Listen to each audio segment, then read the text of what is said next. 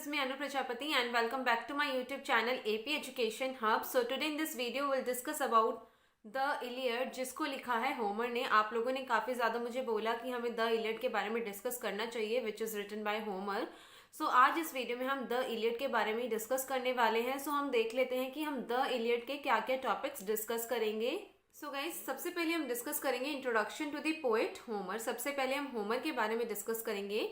Then will discuss about introduction to the epic poem Iliad. यहाँ पर ये are आना था, इंट्रोडक्शन. उसके बाद हम जो ये द इलियड एपिक पोएम है इसका इंट्रोडक्शन डिस्कस करेंगे.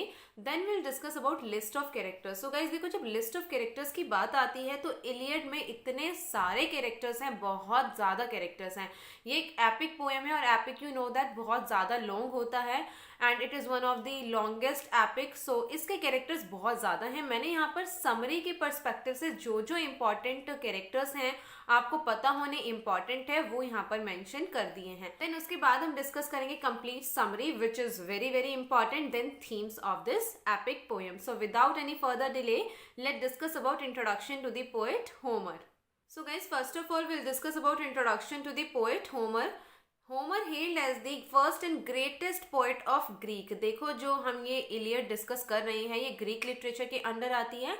सो आपको ये तो पता ही होना चाहिए कि जो होमर है वो ग्रीक के पोइट हैं. And he is held as the first and greatest poet of Greek. उन्हें ग्रीक का फर्स्ट और सबसे ग्रेट पोइट माना जाता है.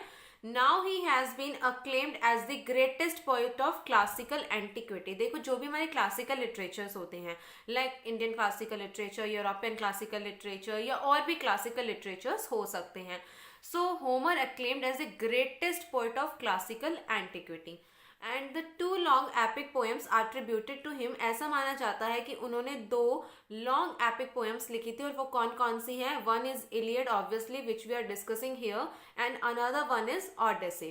सो ये दो लॉन्गेस्ट एपिक पोएम है यूरोपियन क्लासिकल लिटरेचर की और वो दोनों ही इन ग्रेट पोएट होमर ने लिखी हैं. And guys, we are not fortunate to have a regular biography of Homer. And guys, हमें होमर के बारे में एसएच कोई मतलब पर्टिकुलर जानकारी उनके बारे में नहीं मिली है. उनकी पर्टिकुलर बायोग्राफी हमें नहीं पता है because no authentic record who he was. क्योंकि हमें कोई ऑथेंटिक रिकॉर्ड पता ही नहीं है कि वो कौन थे. When and where he was born, वो कहाँ पर पैदा हुए थे, कब पैदा हुए थे. There is no record. इस बारे में कोई ऑथेंटिक रिकॉर्ड ही नहीं है, जिस कारण हम उनकी एक प्रॉपर बायोग्राफी नहीं डिसाइड कर पा रहे हैं. बिकॉज हमें पता नहीं है वो कौन थे, कहाँ उनका जन्म हुआ था, कब हुआ था and how long he lived, वो कितने सालों तक जिंदा रहे थे, है ना. इन सब के बारे में हमें पर्टिकुलर रिकॉर्ड्स नहीं मिले हैं. Whether one and the same poet responsible for the two long epic poems. हमने ऊपर देखा ना अभी दो लॉन्ग एपिक पोएम्स जो है ऑडिसी और इलियड.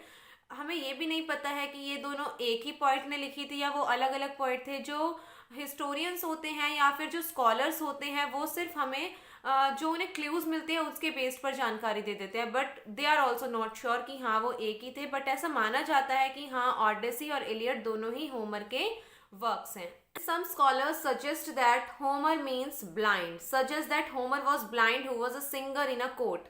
देखो, होमर जो वर्ड है ना इसका मतलब होता है ब्लाइंड. और कुछ स्कॉलर्स ये सजेस्ट करते हैं कि जो होमर थे वो ब्लाइंड थे, मतलब अंधे थे, और वो एक राजा था, उनके कोर्ट में सिंगर थे, मतलब सिंगिंग करते थे. वो गाना गाते हुए पोइट्री गाते थे, गाने गाते थे. इस तरीके से वो अपना जीवन उन्होंने व्यतीत किया. So guys, that's all we know about Homer because as I told you उनके बारे में हमें कोई भी रिकॉर्ड्स ऐसे नहीं मिले हैं. Now will discuss about introduction to this epic poem Iliad. So here is the introduction to the poem. Considered as the first work of Western literature. very very important point. जो ये Iliad है poem, इसको western literature का first work माना जाता है. And long epic poem, ये long epic poem है which is divided into 24 books और कैंटोज. जिसको 24 बुक्स या आप बुक्स की जगह कैंटोज कह लो, 24 बुक्स में डिवाइड किया गया है. And there 15,000 lines. ये जो लॉन्ग एपिक पोएम है इसमें 15,000 लाइन्स हैं. It is known as Iliad. देखो, अब पॉइंट आता है कि इसको इलियड ही क्यों कहा जाता है. It is known as Iliad because it deals with an incident which occur during the Greek siege of Ilium, a town in the region of Troy, now modern north west Turkey. देखो, जो Iliad है इसमें हम क्या पढ़ते हैं, Trojan war के बारे में पढ़ेंगे. सो ट्रोजन वॉर के बारे में ही पढ़ते हैं.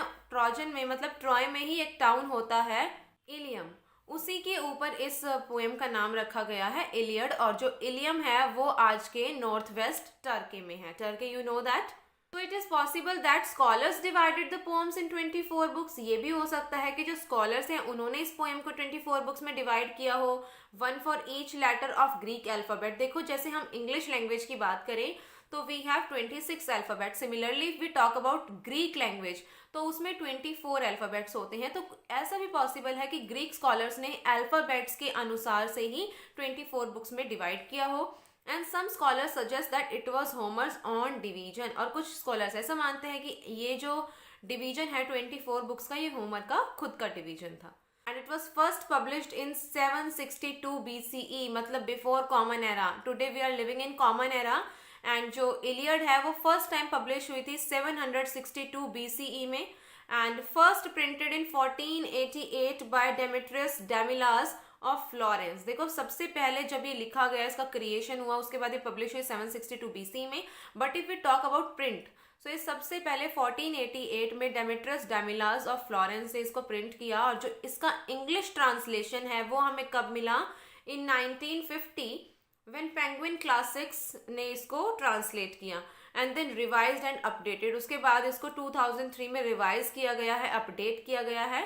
सो 1950s में पेंगुइन क्लासिक्स ने इसका इंग्लिश ट्रांसलेशन हमें दिया, and then it was revised and updated in 2003 as well. And it is declared as the foremost achievement in the western literature. Yes guys, जो ये इलियड है ये कह सकते हैं कि एक फॉरमोस्ट अचीवमेंट है वेस्टर्न लिटरेचर के, because it is the one of the longest epic poems. Iliad tells the story of the darkest episode of Trojan war. देखो अब हम इस इलियड में पढ़ने के वाले हैं। इसमें हम पढ़ने वाले हैं darkest episode of Trojan war. As I told you, इसमें हम ट्रोजन वॉर के बारे में पढ़ते हैं, और ट्रोजन वॉर का भी डार्केस्ट एपिसोड जो है वो हम समरी में देखेंगे। Here I will not explain to you. And Achilles is the centre. देखो गाइस, जो एक्किलिस है उसे आप प्रोटैगनिस्ट भी कह सकते हो, वही इस एपिक में सेंटर में होता है। Greatest warrior champion of Greeks, वो ग्रीक का ग्रेटेस्ट वॉरियर होता है, बहुत स्ट्रांग होता है, सोल्जर होता है। And is refusal to fight after being humiliated by is leader Agamemnon. देखो इसमें हम पढ़ने वाले हैं कि एक एक्किलिस है जो कि बहुत ब्रेव सोल्जर है, और किस तरीके से वो मना कर देता है फाइट करने के लिए ट्रोजन्स के अगेंस्ट में। वो क्यों मना कर देता है, बिकॉज जो ग्रीक का सोल्जर लीडर होता है, आर्मी का जो हेड होता है एगमेम्नन, वो उसे समहाउ ह्यूमिलेट कर देता है। इस चीज से एक्किलिस को बुरा लग जाता है और वो फाइट करने से मना कर देता है। But when the Trojan Hector killed his friend Patroclus, he storms back into the battle to take revenge, although knowing this will ensure his own early death. देखो एक बार तो जब उसे एगमेम्नन ह्यूमिलेट करता है तो एक्किलिस मना कर देता है that he will not fight. But जब ट्रोजन वॉर के दौरान उसके फ्रेंड पेट्रोक्लस की डेथ हो जाती है, जिसको कि ट्रोजन हेक्टर मार देता है, मतलब ट्रॉय जो कंट्री है उसका एक कैरेक्टर है हेक्टर, वो उसके फ्रेंड पेट्रोक्लस को मार देता है। तो इस चीज से एक्किलिस को बहुत गुस्सा आता है and he wants to take revenge. वो बदला लेना चाहता है, और इसीलिए वो दोबारा वॉर में इंडल्ज हो जाता है। और उसे पता है कि अगर वो वॉर लड़ेगा तो उससे उसकी भी डेथ जल्दी होगी। ही नो दी कि क्या उसके साथ हो सकता है फ्यूचर में, उसके बावजूद वो जाता है फाइट करने के लिए। सो इस तरीके से प्लॉट डेवलप होगा and interwoven this tragic sequence of events. So ये जो इवेंट्स मैंने आपको बताया ना, इनको सीक्वेंस में बुना है होमर ने। And 9 years of Trojan War have already passes and the outcome is still undecided. देखो 9 साल बीत चुके हैं ट्रोजन वॉर के, ठीक है, और जो इसका रिजल्ट है ना, आउटकम क्या आया वो अब भी डिसाइड नहीं हो पाया, 9 साल में भी नहीं डिसाइड हो पाया। And it is the 10th year of siege of Troy by Greeks and people are in the state of terror. So देखो 9 साल बीत गए हैं, कोई आउटकम नहीं निकला है।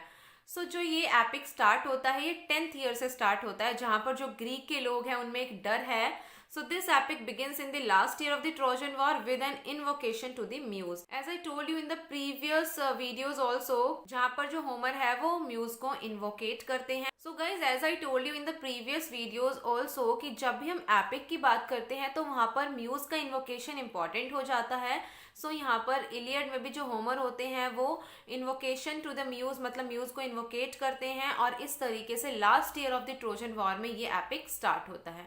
So this was the introduction to the epic poem. Now will discuss about list of characters. As I told you, हम सिर्फ उन्हीं कैरेक्टर्स को देखेंगे which are important from the exam point of view, as well as बहुत सारे characters है, because हम सबको तो रिमाइंड भी नहीं कर सकते हैं ना.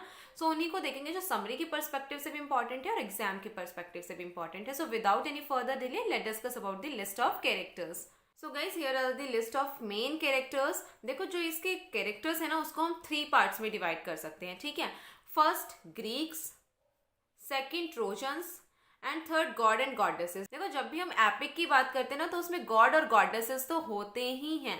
सो यहाँ पर हम कैरेक्टर्स को 3 पार्ट्स में डिवाइड कर रहे हैं, Greeks, trojans, God and goddesses. इससे आपको लर्न करने में भी आसानी होगी. सो सबसे पहले हम देखते हैं ग्रीक के कैरेक्टर्स कौन कौन से हैं. ग्रीक के कैरेक्टर्स में सबसे पहले है हेलेन, जिसकी वजह से ये पूरा ट्रोजन वॉर होता है. ठीक है. Helen is the beautiful, most beautiful women, बहुत सुंदर होती है और उसी की वजह से ये पूरा ट्रोजन वॉर होता है, जो कि मैं आपको समरी में भी एक्सप्लेन करूंगी. Then next character is Menelaus. Menelaus is the king of Sparta and husband of Helen. ठीक है. वो हेलेन के हस्बैंड होते हैं और वो स्पार्टा जो कंट्री है उसके किंग होते हैं. Next character is Agamemnon, head of the army, जो मतलब लीडर है, आर्मी के लीडर होते हैं. एगमेम्नन ग्रीक आर्मी के लीडर होते हैं. ठीक है, याद रखना है. Then Achilles. Achilles is the strong warrior, brave warrior of the Greek army.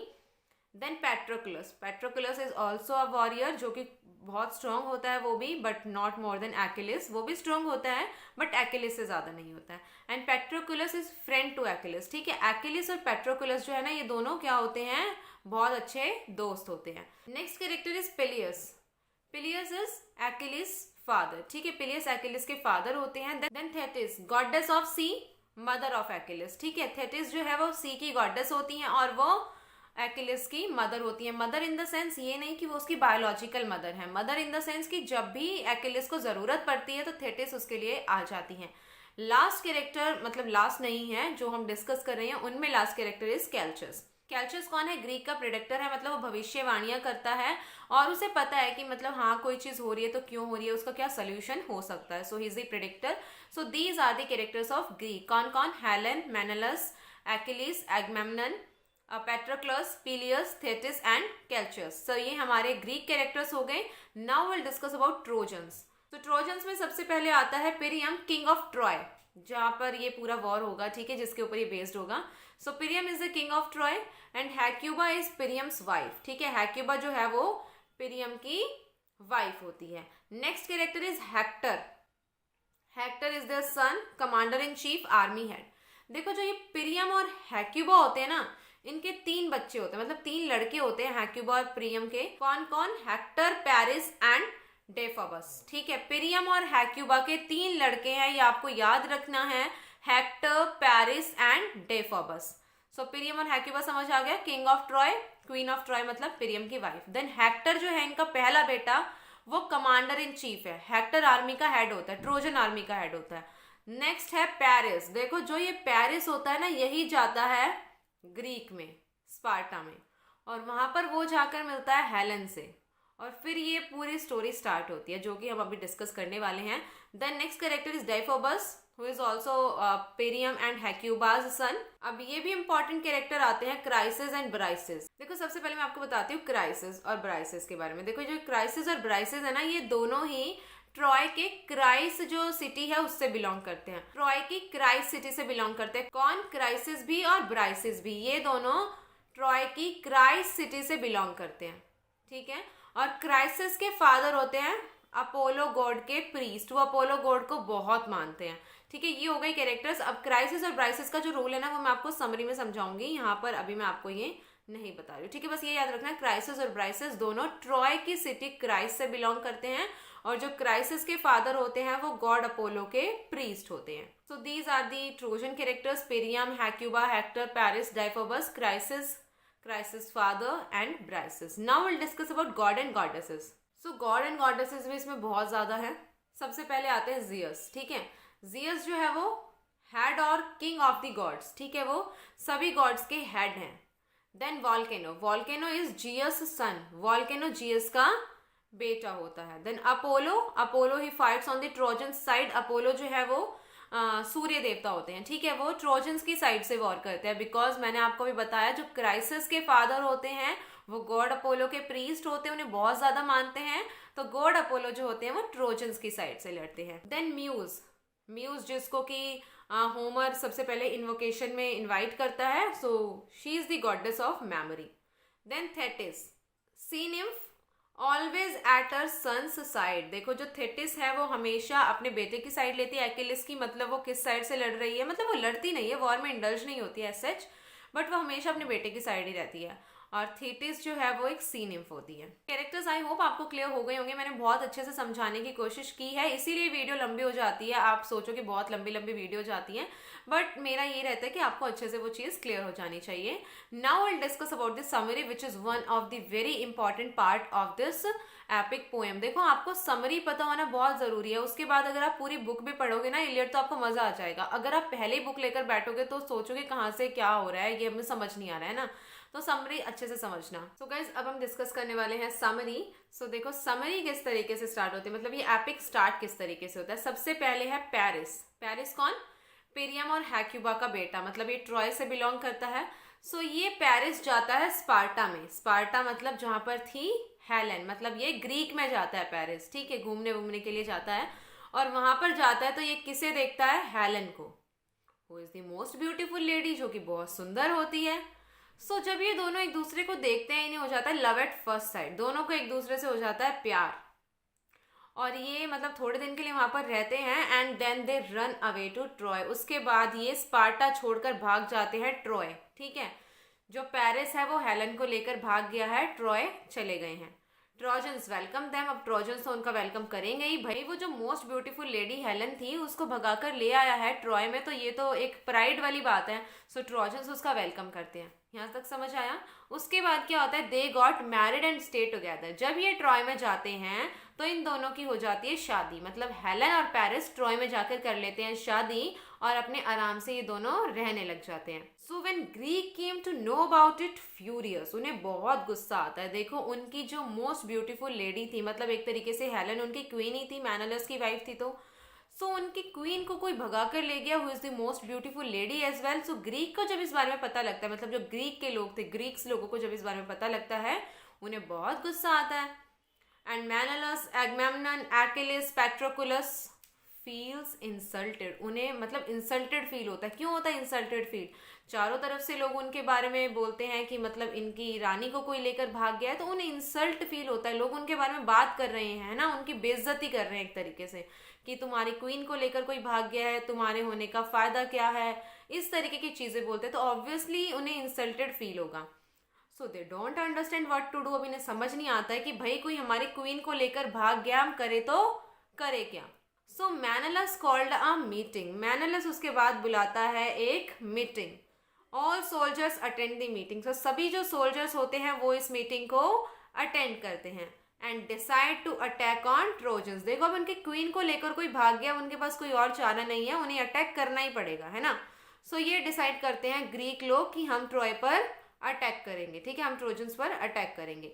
But there is an obstacle, लेकिन रास्ते में एक बाधा है। वो बाधा क्या है कि Troy is covered with huge wall, मतलब जो ट्रॉय है उसको फोर्टिफाइड कर रखा है चारों तरफ से, घेर मतलब किलेबंदी कर देते हैं, फोर्टिफाइड कर रखा है चारों तरफ से, उसको वॉल से कवर कर रखा है। सो ये एक ऑब्स्टिकल है। अब ये मतलब उन पर अटैक करे तो करे कैसे, क्योंकि ट्रॉय तो पूरी तरफ से वॉल से घिरा पड़ा है। Tough to cross the wall, wall को क्रॉस करना तो बहुत डिफिकल्ट हो जाएगा, बहुत लंबी लंबी वॉल्स बिल्ड कर रखी हैं।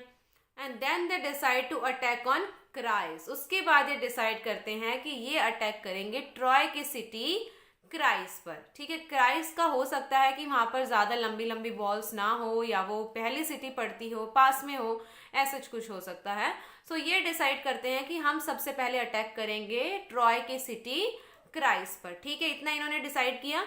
एंड दे अटैक्ड, ये क्राइस पर अटैक कर देते हैं और वहां से दो लड़कियों को उठा लाते हैं, किडनैप कर लाते हैं, क्राइसिस को और ब्राइसिस को। मैंने आपको अभी ऊपर बताया था क्राइसिस और ब्राइसिस ये दोनों क्राइस सिटी से बिलोंग करती है, और जब ग्रीक लोग अटैक करते हैं ट्रॉय पर तो वो क्राइस सिटी पर अटैक करते हैं और वो क्राइसिस और ब्राइसिस नाम की दो लड़कियों को वहां से उठा लाते हैं। सो इनके मन को थोड़ी शांति मिलती है कि चलो हमने कुछ तो किया।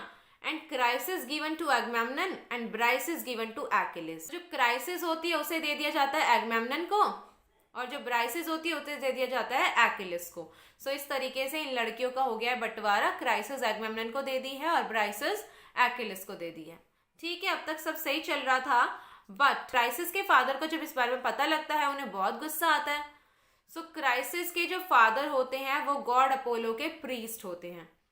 वो सोचते हैं कि गॉड अपोलो के पास जाने से पहले मैं एक बार खुद ही कोशिश करके देखता हूँ। सो क्राइसिस के फादर जाते हैं एगमेम्नन के पास, ठीक है, और वो एगमेम्नन के पास जाकर बोलते हैं कि मेरी बेटी वापस दे दो, मैं उसके बदले तुम्हें बहुत सारा पैसा देने के लिए तैयार हूँ। मतलब वो बहुत सारा धन लेकर जाते हैं, पैसे लेकर जाते हैं एगमेम्नन के पास और उन्हें बोलते हैं कि मेरी बेटी को रिटर्न कर दो। बट एगमेम्नन रिफ्यूजेस, एगमेम्नन मना कर देता है रिटर्न करने से।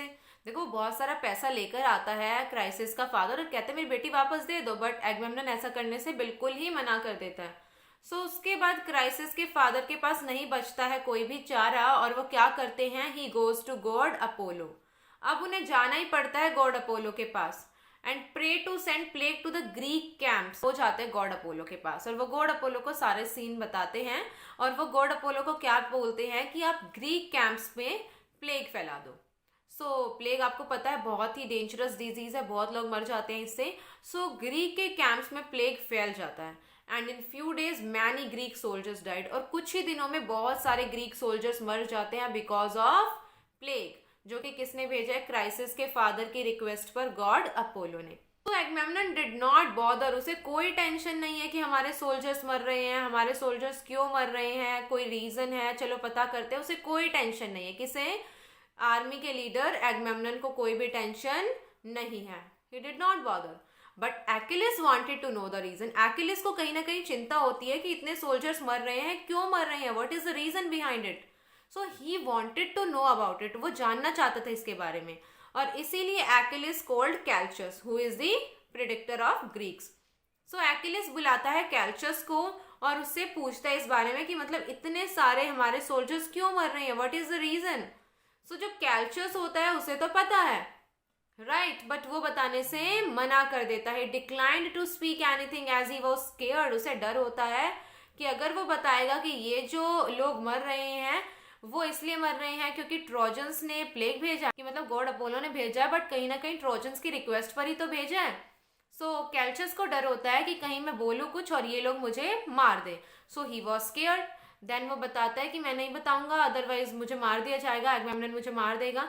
एंड देन एक्विलिस प्रॉमिस्ड और you can say assured his life. उसके बाद जो एक्विलिस होता है वो कैल्चस से प्रॉमिस करता है कि तुम्हें कुछ नहीं होगा, मैं तुम्हें अश्योरिटी देता हूँ, ऐसा कुछ भी नहीं होगा। उसके बाद एक्विलिस के एश्योरेंस के बाद जो कैल्चस होता है, he said Agamemnon is the cause of all this. ये जो भी कुछ हो रहा है ये किसके कारण हो रहा है, एगमेम्नन के कारण, who is the leader of the army, और उसे अपनी आर्मी की ही चिंता नहीं है, राइट। तो कैल्चस बता देता है Agamemnon is the real cause, because जो क्राइसिस है उसके फादर आए थे एगमेम्नन के पास और उसे बोला था कि मेरी बेटी को वापस दे दो। वो बहुत सारा पैसा लेकर आए थे बट एगमेम्नन ने उनकी बेटी को देने से मना कर दिया और जो क्राइसिस के फादर थे वो गॉड अपोलो के प्रीस्ट हैं और इसीलिए वो गॉड अपोलो के पास जाते हैं और गॉड अपोलो प्लेग भेज देते हैं। उसके बाद जो एक्विलिस है उसे चिंता होती है और वो पूछता है कैल्चस से कि अब हम क्या करें, गॉड अपोलो ने चलो प्लेग भेज दिया है बट अब हम इससे बाहर कैसे आए। सो उसके बाद Calchas suggest if Chryseis will be return, situation ठीक हो जाएगी, ठीक है। उसके बाद क्राइसिस को अगर तुम वापस दे देते हो तो जो प्लेग वाली सिचुएशन है ये बिल्कुल ठीक हो जाएगी। सो एक्विलिस सोचता है कुछ तो करना पड़ेगा, अदरवाइज जो हमारे सोल्जर्स है इस तरीके से तो हमारी पूरी आर्मी खत्म हो जाएगी।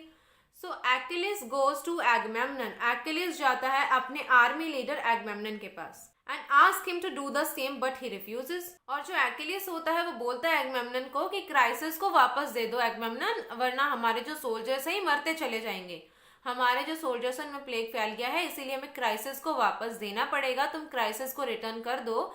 बट जो एगमेम्नन होता है वो एक्विलिस की बात नहीं मानता और वो मना कर देता है कि ही विल नॉट रिटर्न। सो इससे हमें पता लग रहा है कि एगमेम्नन आर्मी लीडर किस चीज का, जब उसे अपनी आर्मी की चिंता ही नहीं है तो, है ना। सो एगमेम्नन इंसल्ट पब्लिकली, अब एगमेम्नन की पूरी पब्लिक में बहुत ज्यादा इंसल्ट होने लग गई, लोग उसके बारे में बुराइयां करने लग गए कि ये कैसा लीडर है, अपनी आर्मी की चिंता नहीं है, सिर्फ एक लड़के के पीछे इस तरीके से पागल हो गया है कि उसको रिटर्न ही नहीं कर रहा है, अपनी आर्मी की उसे कोई चिंता ही नहीं है। सो लेटर ऑन जब उसकी इतनी ज्यादा इंसल्ट होती है तब एगमेम्नन डिसाइड करता है कि ठीक है वो क्राइसिस को रिटर्न कर देगा बट एक शर्त पर, और वो शर्त क्या है कि वो क्राइसिस को तब रिटर्न करेगा जब उसे ब्राइसिस मिलेगी।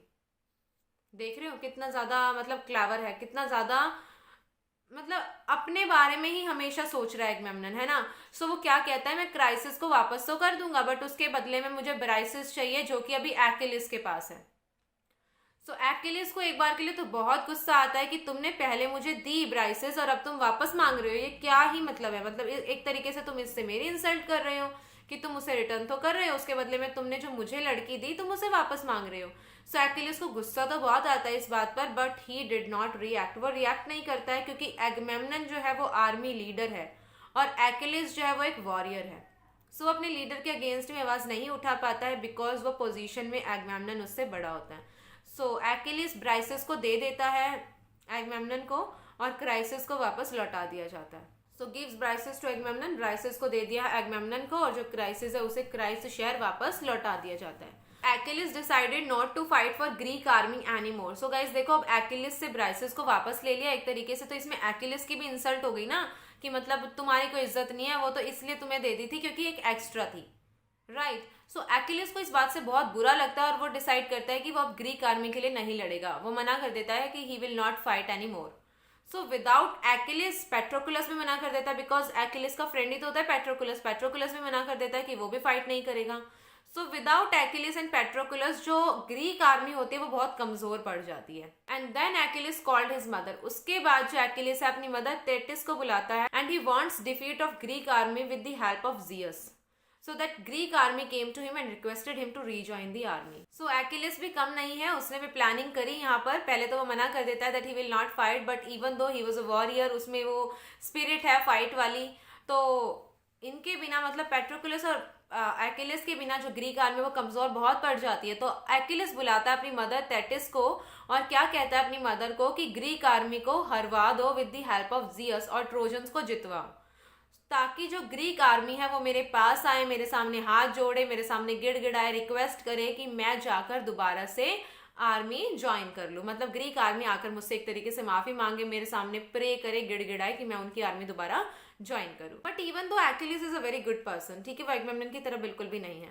सो Thetis goes to Zeus and demanded the same. उसके बाद जो थेटिस होती है वो जाती है जियस के पास और इसी बारे में डिमांड करती है कि ट्रोजन्स को जितवा दो और ग्रीक आर्मी को हरवा दो। सो इस पर जो गॉड और गॉडेसेस होते हैं जो कि ग्रीक की साइड थे वो अपोज करते हैं। वो कहते हैं कि हम ग्रीक की साइड से लड़ रहे हैं और तुम कह रहे हो कि ग्रीक को हरवा दें। सो अब देखो, जो गॉड ग्रीक की साइड से लड़ रहे हैं वो तो कभी भी ये नहीं चाहेंगे ना कि ग्रीक लोग हार जाएं। सो इस तरीके से डिबेट शुरू हो जाती है गॉड्स और गॉडेसेस के बीच में, ठीक है। इनकी ही आपस में बहस शुरू हो जाती है क्योंकि थेटिस कहती है कि ट्रोजन्स को जितवा दो, ग्रीक्स को हरवा दो, लेकिन जो गॉड्स ग्रीक्स की साइड होते हैं वो मना करते हैं इस बारे में। सो डिबेट स्टार्ट हो जाती है and this matter is solve by Volcano. ये मैटर कौन सॉल्व करता है? जियस का बेटा Volcano. So Agamemnon goes to fight without Achilles and Patroclus weak without them.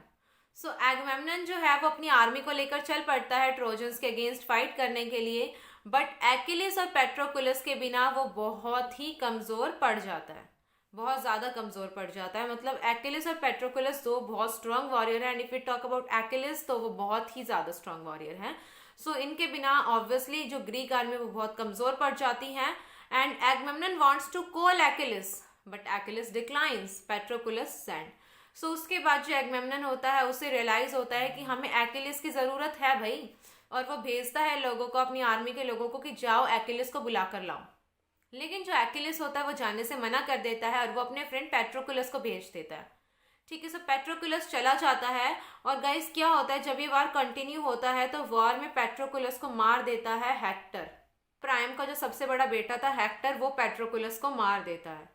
तो यहाँ पर एक्किलिस को बहुत गुस्सा आता है क्योंकि उसके फ्रेंड पेट्रोकुलस को मार दिया है ट्रोजन्स ने। तो एक्किलिस इस बात को बर्दाश्त नहीं कर पाता और एक्किलिस गुस्से में आकर दोबारा से वॉर ज्वाइन कर लेता है। देखो आपको समझ आ रहे हैं ना यहाँ तक के इंसिडेंट्स की, मतलब एगमेम्नन बोलता है अपनी आर्मी के लोगों को एक्किलिस को बुलाकर लाओ। एक्किलिस खुद नहीं चाहता है, पेट्रोकुलस को बोलता है कि चलो तुम चले जाओ, लेकिन पेट्रोकुलस को हेक्टर मार देता है। जो ट्रॉय की आर्मी का हेड होता है, कमांडर इन चीफ होता है हेक्टर, मतलब प्राइम का पहला बेटा, वो मार देता है पेट्रोकुलस को। सो एक्किलिस से ये बात बिल्कुल भी बर्दाश्त नहीं होती, वो वॉर दोबारा ज्वाइन कर लेता है एंड ही किल्ड हेक्टर। और जो एक्किलिस होता है वो मार देता है हेक्टर को, मतलब जिसने उसके फ्रेंड पेट्रोकुलस को मारा था, एक्हिलेस उसको मार देता है, एक्हिलेस हेक्टर को मार देता है। सो गाइज पैरिस जो कि हस्बैंड है हेलन का, वो एक्हिलेस को मार देता है रिवेंज लेने के लिए, क्योंकि देखो जो पैरिस का भाई है वही तो है हेक्टर, पैरिस का बड़ा भाई है हेक्टर। सो पैरिस जो है मतलब हेलन का हस्बैंड, जो नया हस्बैंड बना है, वो मार देता है एक्हिलेस को अपने भाई का बदला लेने के लिए, कि तुमने मेरे भाई को मारा, चलो मैं तुम्हें मार देता हूँ। सो इस तरीके से एक्हिलेस मर जाता है। And then Paris is killed by Agamemnon. So देखो अब सब मरते जा रहे हैं लाइन बाय लाइन, ठीक है। सो पैरिस को कौन मार देता है? एगमेम्नन, ग्रीक आर्मी का हेड। अब हेलन इज विडो नाउ। जब पैरिस मर गया तो कौन विडो हो गई? हेलन तो विडो हो गई, क्योंकि हेलन ने तो उससे शादी कर रखी थी। सो पैरिस को जब एगमेम्नन मार देता है तो हेलन हो जाती है widow. And she married to Deiphobus. देखो इनसे बिल्कुल भी इंतजार नहीं है, जैसे ही हेलन के हस्बैंड, पहले हस्बैंड पैरिस की डेथ हुई, उसने शादी कर ली उसके छोटे भाई डेफोबस से।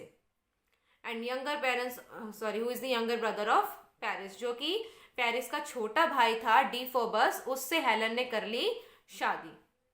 But Deiphobus also killed by Helen's first husband Menelaus. उसके बाद डेफोबस को भी मार दिया जाता है। हेलन का पहला जो हस्बैंड था मेनालॉस, वो मार देता है डेफोबस को भी। सो समझ आ रहा है सबसे पहले कौन मरा? सबसे पहले देखो पेट्रोकुलस मरा। पेट्रोकुलस के मरते ही जो उसका फ्रेंड एक्हिलेस था उसे आता है गुस्सा, और वो डिसाइड करता है कि मैं जाकर करूंगा वॉर ज्वाइन। और उसके फ्रेंड पेट्रोकुलस को किसने मारा था? हेक्टर ने।